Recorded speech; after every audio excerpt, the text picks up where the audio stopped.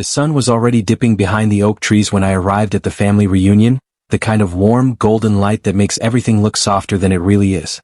Kids were running around the yard, uncles were arguing near the grill about who burned the chicken last year, and the older aunties were sitting on folding chairs fanning themselves like they were waiting for a church sermon to begin. It looked peaceful, normal, the kind of scene people post online to show how perfect their families are. But I felt anything but peaceful walking in. I had barely stepped onto the grass when my cousin Malik shouted my name from across the yard and nearly tackled me with a hug. He always made big scenes like that, loud and dramatic, and normally I loved it. But this time I felt a knot in my stomach. I hadn't been home in almost a year. And while everyone saw me as the smart one, the one who made it, the first to go to college, I knew the truth was hiding right behind my forced smile. I hadn't been in college for months. The conversations around me faded in and out as I hugged relatives I hadn't seen in ages. Everyone asked the same thing: how were classes, how were grades, how was campus life? I answered with practiced lines I'd been using for months, vague enough to sound real, short enough that no one would ask follow-ups. I hated lying, but I hated the idea of disappointing my family even more. Especially my grandfather. Grandpa had worked 2 jobs most of his life. He always said education was the one thing no one could take away from us. He used to tell me stories about how he read books under a street lamp when the electricity went out, how he dreamed of going to college but never had the chance. And when I got accepted, he cried harder than anyone else.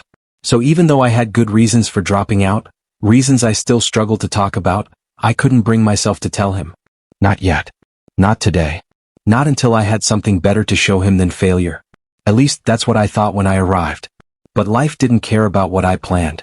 Everyone had gathered under the big tent when Grandpa finally walked over to me. He moved slower these days, but he still carried himself with that same steady pride. He wore his favorite hat, the one with the worn-out brim, and he smiled at me in a way that made my chest tighten. He had always been my biggest supporter. "Well now," he said, patting my hand like he'd done since I was little, "look at you. My college kid. How's college going?" I don't know what happened. Maybe it was the long months of stress, or the way his eyes shined when he looked at me, or how tired I was of pretending everything was fine. But the truth slipped out before I could stop it. "What college?" I said. He blinked. The whole yard felt suddenly quiet, even though people were still talking. It was like time slowed around us. I tried to play it off, tried to laugh like it was a joke, but the words hung heavy in the air. His smile faded just a little, just enough for me to feel it like a punch. "What do you mean, what college?" he asked softly, still gentle, still trying to understand. And before I could answer, before I could think, Aunt Denise, who always found her way into everyone's business, turned her head sharply toward us. "What did she say?" she demanded, loud enough for half the family to hear. I felt heat rise to my face. My palms started sweating. My heart pounded so loudly I could barely hear anything else. I opened my mouth, but nothing came out. Grandpa kept his eyes on me, waiting, trusting, believing I would say something that made sense. That look hurt more than anything. It felt like he could see right through me, like he knew something was wrong but didn't want to assume the worst. The tension around us grew. I could feel people turning to look. The conversations quieted. Even the kids seemed to sense something was happening. It was like the whole reunion shifted toward me, waiting for whatever truth I was about to drop. And the funny thing was, I had practiced this moment 100 times in my head. I thought I'd know what to say. I thought I'd be prepared when the truth finally came out. But standing there with Grandpa's hand resting on mine, with the whole family watching, all my rehearsed explanations vanished. The truth settled in my chest like a heavy stone. I hadn't just dropped out. I had lost my scholarship. I had struggled with my mental health. I had spiraled so badly I could barely keep up with anything. But admitting all that out loud in the middle of a family reunion felt impossible. So instead, I took a shaky breath, just enough for Grandpa to notice, and he tightened his grip on my hand. Not in an angry way but in a worried way. A knowing way. Before I could say another word, someone called out from behind us, "Is everything okay over there?" And suddenly the circle of eyes grew wider, more curious, more expectant. My stomach dropped. I wasn't ready for this moment. I wasn't ready for the truth. I wasn't ready for the reaction. But something else happened before I could speak. Something that made the entire reunion shift in a direction no one expected. Something that changed everything, not just for me but for the entire family. Because right as I opened my mouth to tell Grandpa the truth, a voice behind me interrupted, sharp, angry, and completely unexpected. It was someone I never thought would speak up in my defense. Someone who knew more about what really happened than anyone else. Someone whose words were about to expose secrets none of us were prepared for. And what they said made the whole yard go silent. The kind of silence that turns a simple family reunion into the beginning of a storm. A storm that was already heading straight toward us, and I realized I had no way to stop it. The voice came from right behind me, sharp enough to make everyone flinch. Maybe she wouldn't have to explain anything if some people actually listened to her the first time. I turned around so fast my heart nearly jumped out of my chest. It was my older cousin Talia. She stood there with her arms crossed, her jaw tight, and her eyes locked on Aunt Denise like she'd been waiting months for a moment like this. Talia was usually calm, the type who kept the peace when the family got too loud. But the expression on her face now was nothing close to calm. It was protective, angry, and aimed at exactly the person who had stirred the pot. Aunt Denise raised her eyebrows. Now what's that supposed to mean? She took a step forward, acting like she was offended, but everyone could see she was itching for drama. She always was. She lived for it at family gatherings. Talia didn't back down.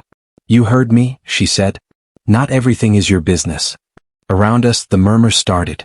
People shifted in their seats, pretending to keep eating but watching with the corners of their eyes. Grandpa still held my hand, but his grip had tightened, not in frustration but in concern. I could feel the warmth of his palm, the steady patience in it, like he was telling me without words that I didn't have to face this alone. But the problem was, even with him beside me, I felt completely exposed. The tension was growing thicker by the second and I could feel it pressing on my chest. I tried to swallow but my throat felt tight. I wasn't ready for any of this. I wasn't ready for explanations or questions or stares. I wasn't even ready to face the mess I had been hiding from myself. Talia didn't seem to care about any of that though. She stepped closer, her voice lower now, but every word sharp enough to cut through the air. "Before anyone starts assuming things or running their mouth, maybe let her speak on her own terms." But speaking on my own terms felt impossible.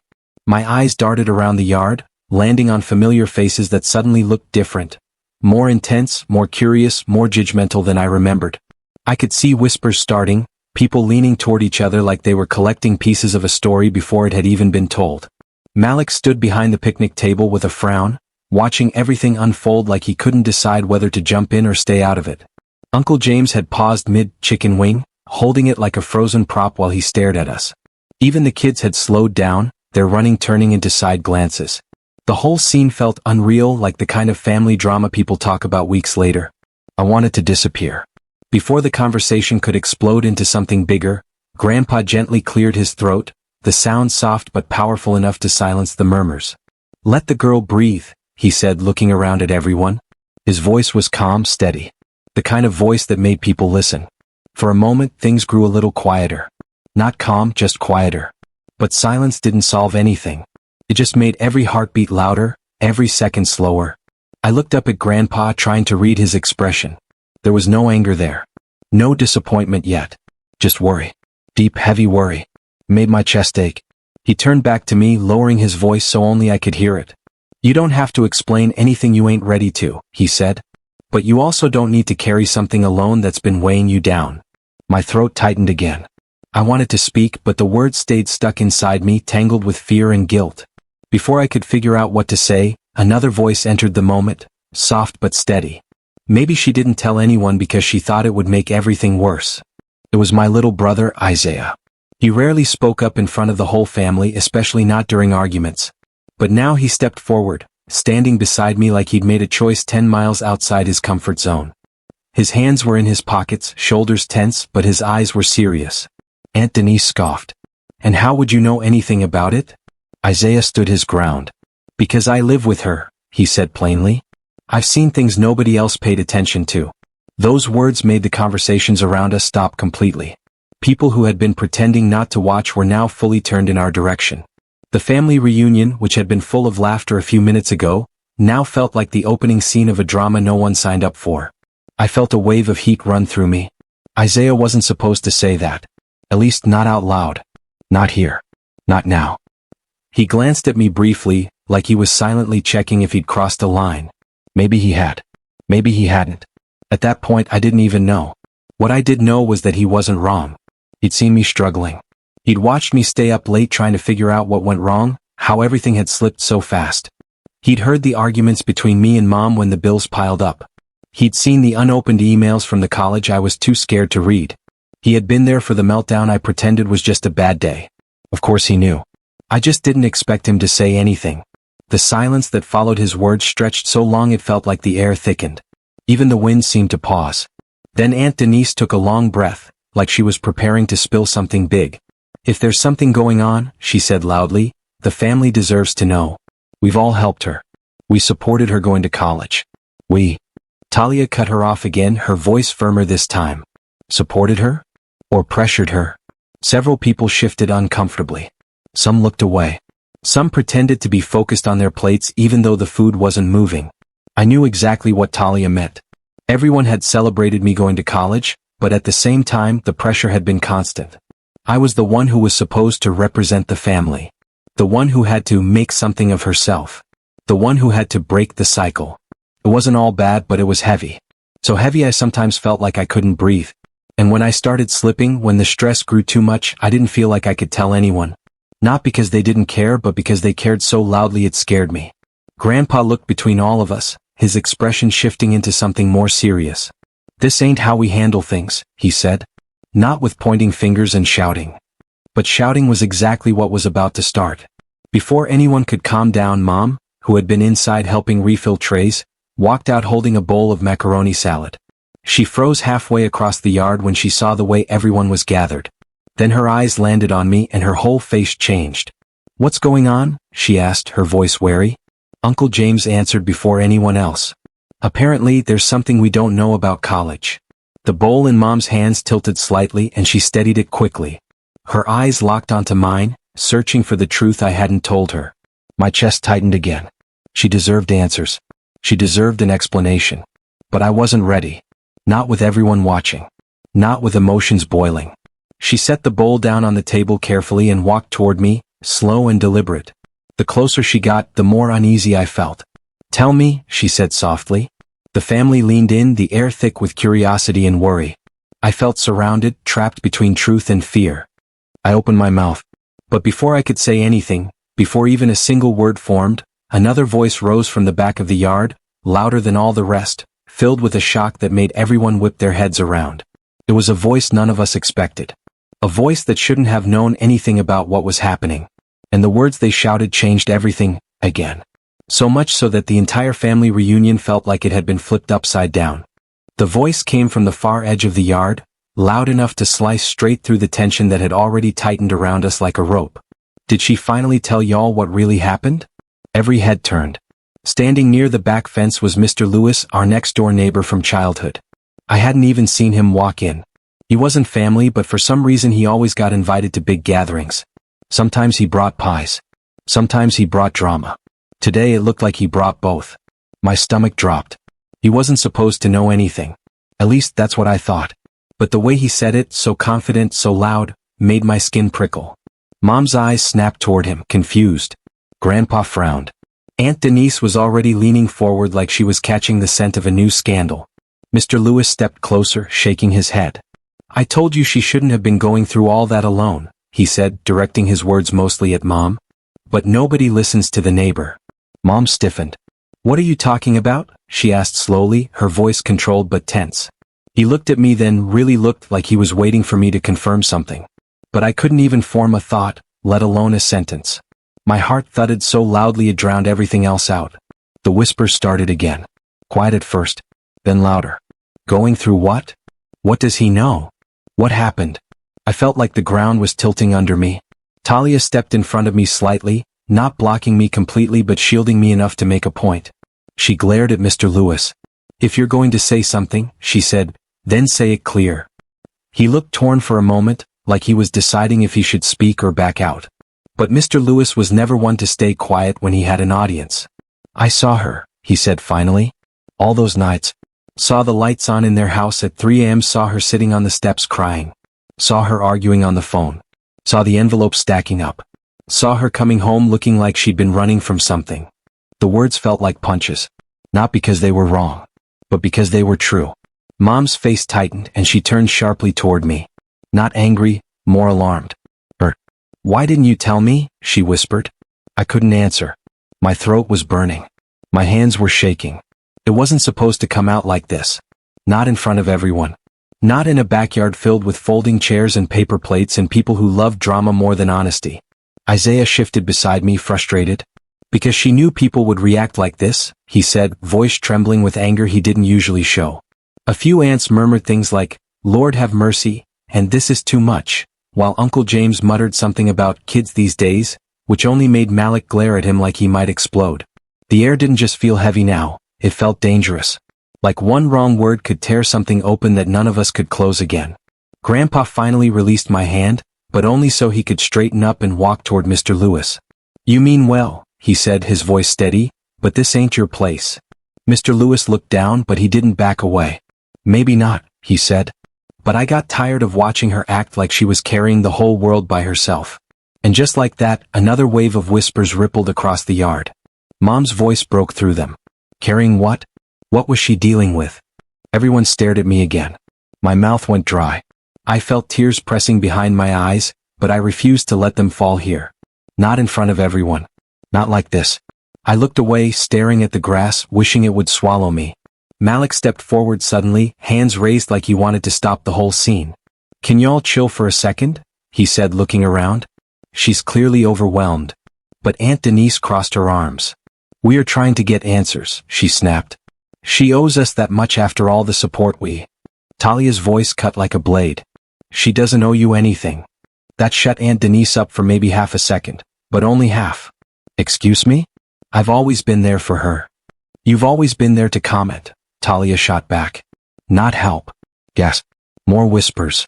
Someone dropped a plastic cup. For a moment, I watched their argument break out in front of me, but it felt far away, blurry, like I was underwater. My thoughts drifted back to the real reason everything spiraled. The pressure. The fear. The classes that got harder every week. The professor who embarrassed me in front of the whole room. The scholarship letter I didn't want to open because I knew what it said. The night I realized I couldn't afford tuition. The shame. The panic. The feeling of being trapped between expectations and reality. And the biggest part. The part no one here knew. The part even I wasn't sure how to say. Was that something happened at college that changed everything. Something I still hadn't talked about. Something I still wasn't ready to face. Something no one in my family could imagine. Mom reached for my arm gently. "Baby," she said, "just tell me what's going on. We'll figure it out."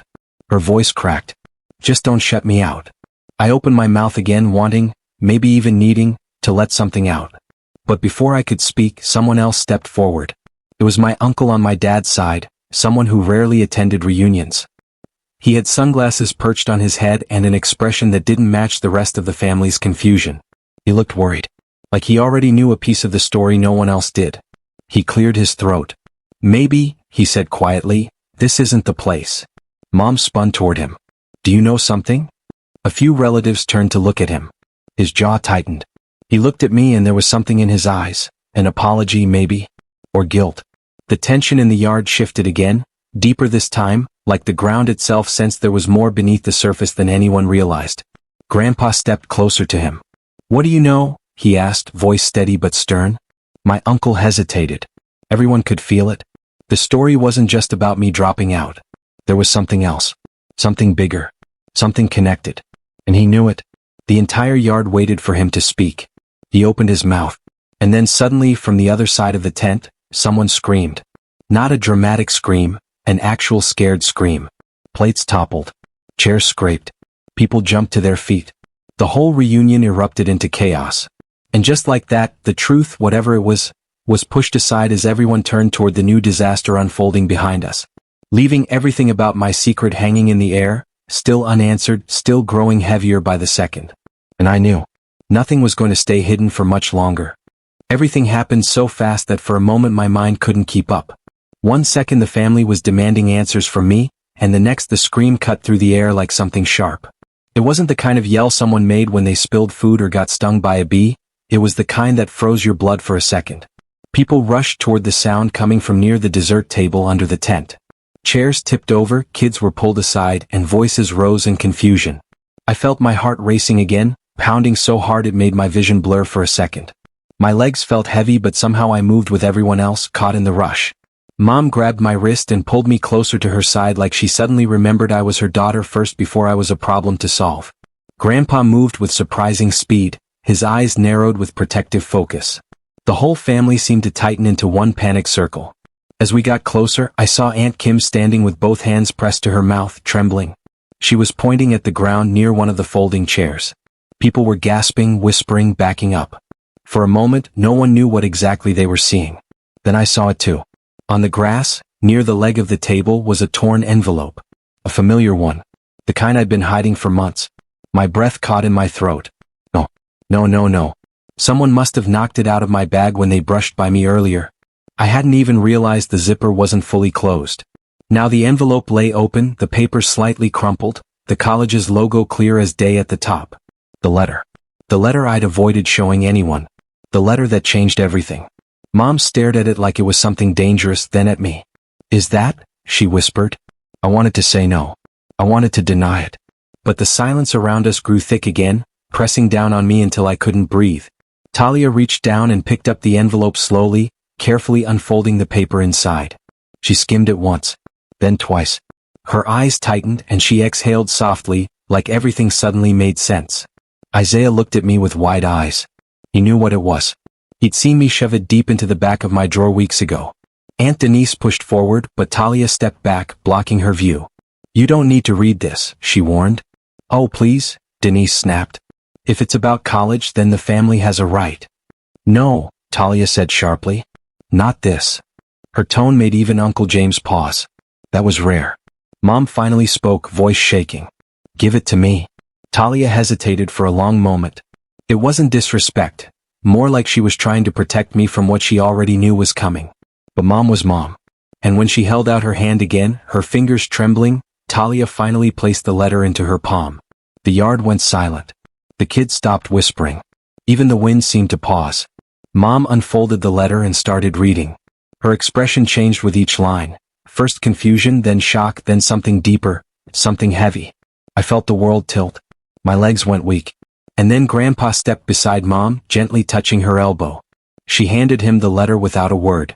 His eyes scanned it slowly, carefully, like he didn't want to miss a single detail. When he finished, he didn't speak.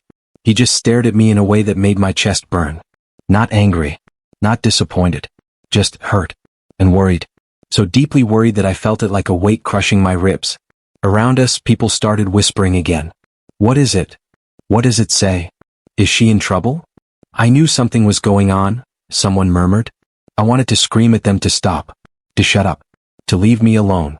But my voice was gone, buried under fear and guilt. Mom finally turned to me, her eyes glossy. "Why didn't you tell us?" she whispered. "Why would you keep something like this a secret?" I opened my mouth, but before I could get a word out, another voice rose, not loud but surprisingly firm. "You really want to know why?"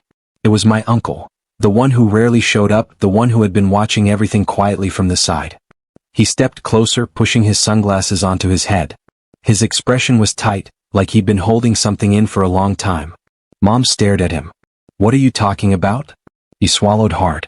Because it wasn't her fault. A ripple moved through the group. Confusion. Suspicion. Mom blinked. "What do you mean?" He exhaled slowly, running a hand over his face. "I should have told you earlier," he said. "I should have said something months ago. But I didn't know how, or if I even had the right." Grandpa stepped forward. "What did you do?" he asked, voice low and serious. The uncle shook his head. "It's not what I did. It's what happened to her." The words hit me like ice. "No, not here.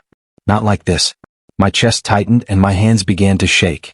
I could feel the memories clawing their way up, the ones I'd tried so hard to bury. The incident. The fallout. The way everything spiraled afterward. I felt my pulse in my ears. "Stop," I whispered, barely audible. But he didn't hear me, or he ignored it. "I got a call," he said slowly, carefully, "the night everything went wrong on campus." The yard fell absolutely silent. Talia's eyes widened. Isaiah froze. Malik muttered something under his breath. Mom looked like she couldn't even process what she was hearing. He hesitated again, looking around at the faces of relatives who were now laser-focused on him. "They called me," he continued, "because I was listed as her emergency contact. She changed it earlier that semester for reasons I still don't fully understand." I felt heat rising up my neck. I hadn't meant for anyone to know that. My uncle continued, "When I got to the campus, she was." "Stop," I said louder this time, but my voice cracked halfway through. Heads whipped toward me. Please, I said, my breath shaking. Not like this. Not here. But my uncle shook his head slowly. You didn't deserve to carry it alone. Mom's hands trembled. Grandpa stepped closer as if getting ready for whatever was coming. The family leaned in unconsciously, like they could feel the truth hanging on the edge of the moment. My uncle looked straight at me. Then he looked at everyone else. And just as he opened his mouth to reveal the part of the story that would shatter the reunion completely, a noise interrupted him. Not a scream this time. Not a gasp. Not a whisper. It was the slamming of a car door. A car none of us recognized, parked right at the edge of the yard. And when the driver stepped out, every single person in that backyard went still. Because the person walking toward us was the last person I ever expected to see here. And the moment I saw their face, I felt the world drop out from under me. Everything was about to explode. The tension in the room didn't settle after that last moment. It thickened, stretching into something heavier than anyone expected. Just when it seemed like everyone was trying to steady themselves, a sharp knock hit the front door. It wasn't the kind of knock people gave when they were being polite. It was firm, rushed, almost desperate. Everyone exchanged looks, unsure whether to answer or pretend they didn't hear it. But curiosity always wins eventually, and when the door finally opened, everything shifted. Standing there was someone no one expected to see again. Someone whose name had been whispered more like a warning than a memory. Their expression said they weren't here for a friendly visit. They stepped inside without waiting for an invitation, scanning the room like they were checking for missing pieces in a puzzle only they understood. And then they dropped a truth that instantly sucked the air out of the room. What they revealed didn't just add pressure, it rewired the entire situation. Suddenly, the argument everyone thought was the biggest problem wasn't even close. This new information hit like a spark to already dry wood, pushing everyone into a different level of panic. The old assumptions people held shattered in seconds, making everyone question what had actually been happening behind the scenes. It wasn't just a misunderstanding anymore, it was a setup, one that had been brewing quietly long before the latest conflict even started. Voices rose again, but this time it wasn't the messy kind of arguing from earlier. This was panic, confusion, and the uncomfortable realization that someone had lied, deeply and intentionally. Every small detail from before suddenly felt suspicious. Every innocent moment now looked like a clue they should have caught earlier. The tension spiraled, and nerves began to fray as each person tried to figure out who knew what and who had been kept in the dark. The visitor didn't flinch at the chaos they stirred. They simply crossed their arms and waited for the reactions to settle, knowing exactly how much damage their words had just done. And then they added something else, something that raised the stakes far beyond what anyone thought they were dealing with. It wasn't just a warning, it was a deadline. The room fell silent, the kind of silence that feels like the floor just gave out under everyone. Whatever people thought the main conflict was, it had just grown teeth. The new threat wasn't loud or dramatic, but it carried consequences that could unravel everything if they didn't act quickly. And the worst part? No one knew who they could trust anymore. Even the people on their own side didn't feel completely safe. As the visitor stepped back outside, leaving behind more fear than answers, everyone looked at each other differently. Something had shifted permanently. The fragile peace they had been trying to maintain cracked open, exposing motives, secrets, and connections no one had considered before. No one dared to speak the next thought out loud, but the truth hung between them anyway. This wasn't the climax. This was the real beginning of the chaos. And now they had no choice but to confront it. The moment the door closed behind the unexpected visitor, everyone stood frozen, like they were waiting for someone else to make the first move. But eventually the fear in the room forced them to act. They gathered around the table, voices low, finally admitting how far things had spiraled. Every hidden truth that had been ignored, every small detail that once felt harmless, now it all clicked together. The deadline the visitor left behind wasn't something they could gamble with anymore. They needed answers and they needed them fast. Tension rose again when one person finally confessed what they had been keeping quiet this whole time. Their voice trembled, but they pushed through it, explaining that the situation wasn't random at all. There had been signs for weeks, but they didn't say anything because they didn't want to make things worse. Instead, their silence had given the conflict room to grow. The whole group reacted with shock, frustration, and a bit of relief. At least now they had something solid to work with. That confession sparked something. One by one, others added pieces they knew, tiny things that hadn't meant much by themselves but now fit perfectly into the bigger picture. It was messy, emotional, even uncomfortable at times, but it finally showed the full truth. The problem wasn't just a misunderstanding or someone acting out of anger. It was a chain of small mistakes, hidden tensions, and quiet assumptions that had built up until everything felt like it was spinning out of control. With everything finally out in the open, the group began working together for the first time instead of against each other. The plan they formed wasn't perfect, but it was honest. And when the visitor returned, right on time, they found a room full of people who weren't confused anymore. They were ready. The confrontation that followed wasn't loud or dramatic, but it was powerful.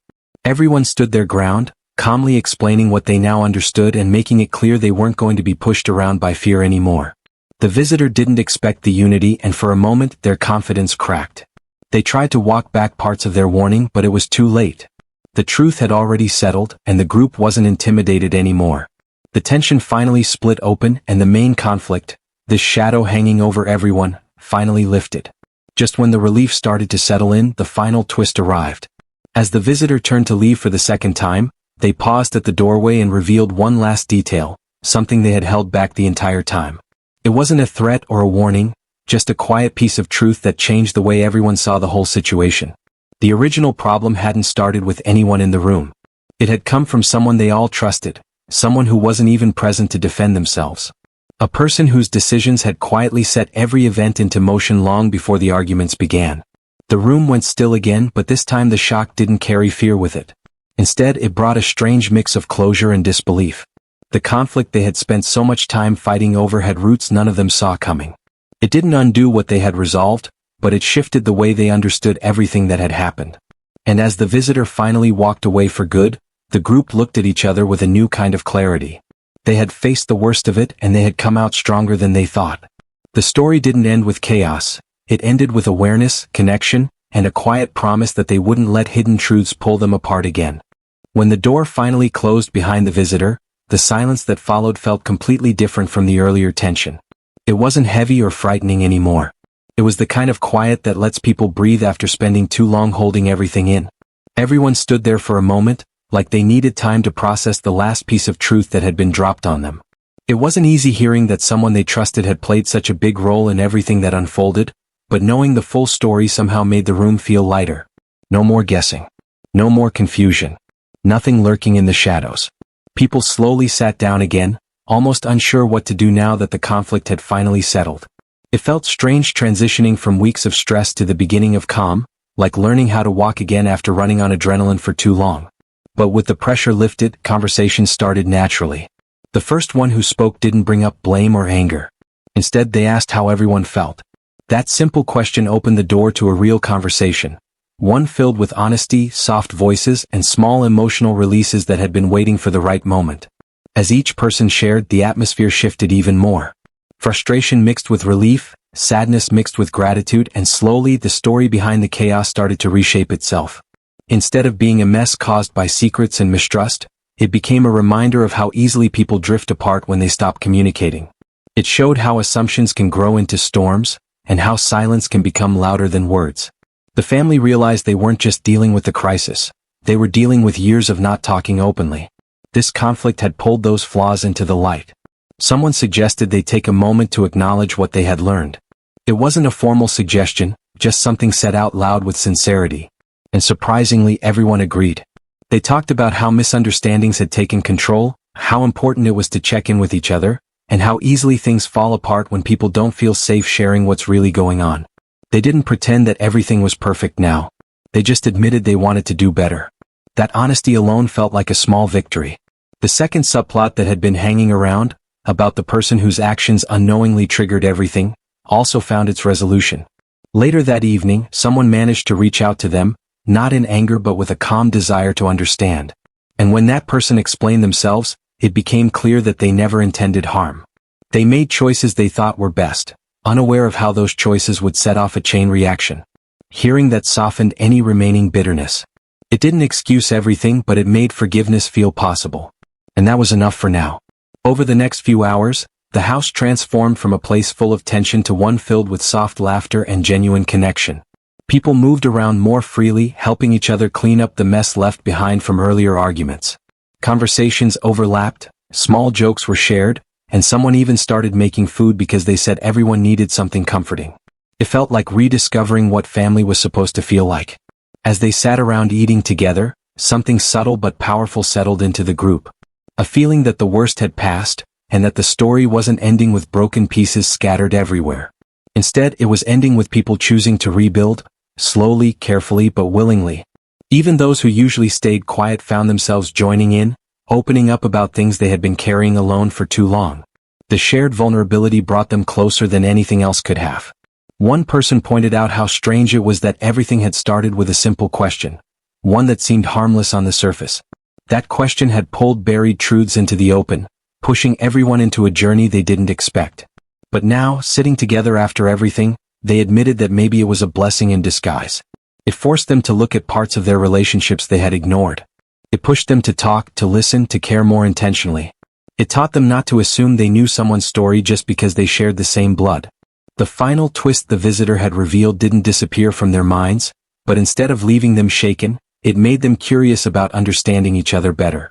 They agreed that going forward, they would stop letting assumptions guide their actions. They would ask questions instead of jumping to conclusions. They would speak up when something bothered them instead of letting it grow. It wasn't about being perfect. It was about trying. By the time the night grew quiet, everyone felt a sense of closure, not the neat kind tied with a bow, but the real kind that comes from facing discomfort and choosing growth. People started gathering their things, giving long, warm goodbyes. Even those who usually slipped out quietly lingered longer, as if they didn't want to break the feeling in the room. Before they left, they made a loose promise to meet again soon, not because they had to, but because they wanted to. When the last few stayed behind, they shared a softer moment. Reflection settled in, gentle but meaningful. They acknowledged how far they had come in a single day, how conflict had transformed into clarity. They mentioned the importance of family, communication, and trust, keywords that echoed what they had just lived through. It wasn't dramatic or overly emotional, just simple, honest words that felt right. Later, standing in the quiet of the living room, one person looked around and realized how different everything felt compared to earlier. The air wasn't tight anymore. The walls didn't feel like they were holding secrets. Instead, the space held the echo of conversations that finally made sense. It held healing, forgiveness, and understanding. And maybe that was the real ending.